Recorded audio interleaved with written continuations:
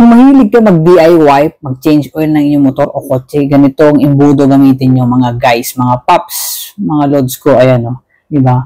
Long mouth refueling panel, ayan o, di ba?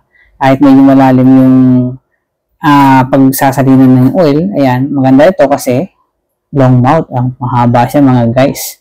So, napakadaling magsalin ng langis, ayan o. Kaya ngayon, change oil tayo ng motor, ayan o.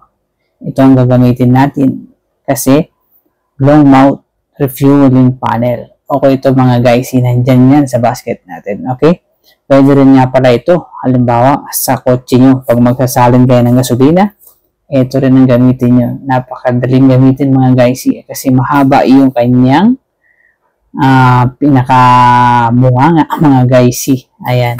Diba? Long mouth refueling. Available yan sa basket natin. Ganyan lang. Oh. Salindan tayo ng ganyan mga guys. Pwede rin ito pag alam kasalin kayo ng mga washer fluid nyo sa sasakyan ha. O radiator coolant. Pwede ito mga guys. Okay? O pwede rin ito pag mga ATF. Kung nagsasalin kayo ng ATF ng inyong sasakyan. Kasi may mga sasakyan na medyo malalim yung salinan niya. Maganda ito mga guys kasi long mouth siya. Ayan o.